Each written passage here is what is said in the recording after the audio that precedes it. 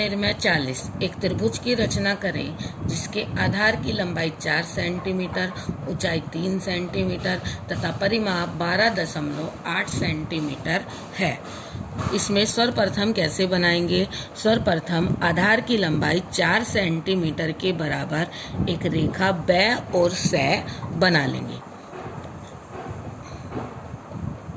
बै और सै 4 सेंटीमीटर के बराबर इसमें बना लेंगे।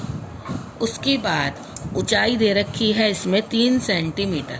3 सेंटीमीटर की दूरी पर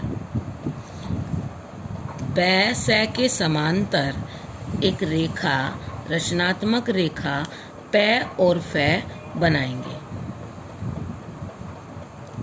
बना ली रेखा पै और फै। उसके बाद बै सै का आधा मतलब 4 सेंटीमीटर का आधा कितना हुआ? 2 सेंटीमीटर पर एक पॉइंट लगाएं और इस कै पॉइंट से एक सीधी रेखा कै खे मतलब 90 डिग्री पर एंगल बनाते हुए एक रेखा कै और खे बना लेंगे। अब इसके बाद इसमें क्या करना है? बिंदु कै को केंद्र बिंदु मान करके, ये वाला जो चौथा पॉइंट है इसको ध्यान से पढ़ें। बिंदु कै को केंद्र बिंदु मान करके त्रिभुज के परिमाप कितना है? 12.8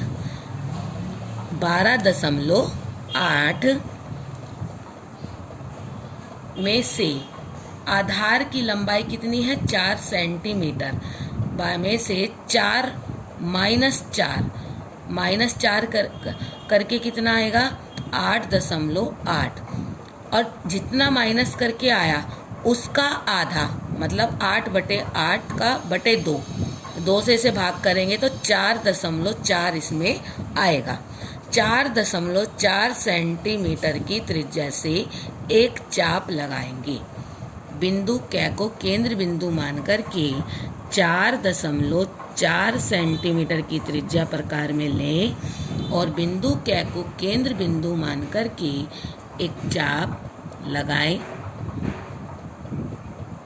ये चाप लग गया। पहले वाला चाप जो कै खे रेखा को बिंदु ग पर काटेगा और इस बै सै रेखा को रचनात्मक रेखा के द्वारा इसको थोड़ा सा आगे बढ़ा देंगे फै तक, इतना ये यहाँ पर बिंदु घ पर आकर काटेगा। तो आपका ये पहला चाप लग करके तैयार है। अब इसके बाद क्या करना है? इसी त्रिज्या से 4.4 की ही त्रिज्या से बिंदु सै को केंद्र बिंदु मान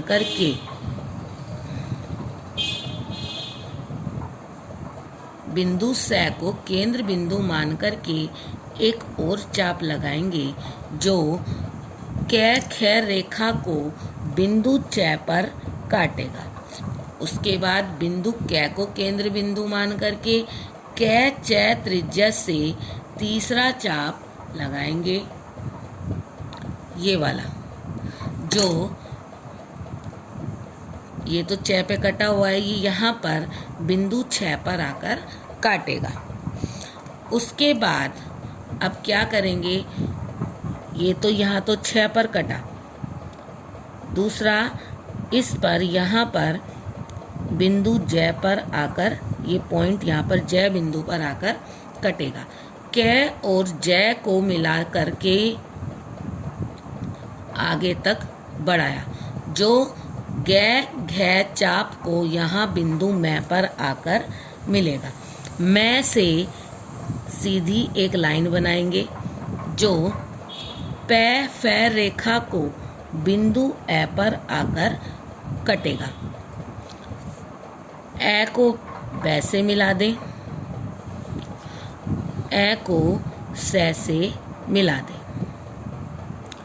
इस प्रकार ए बै सै हमारा अभिष्ट त्रिभुज बन करके तैयार है। यही इस प्रश्न का उत्तर है।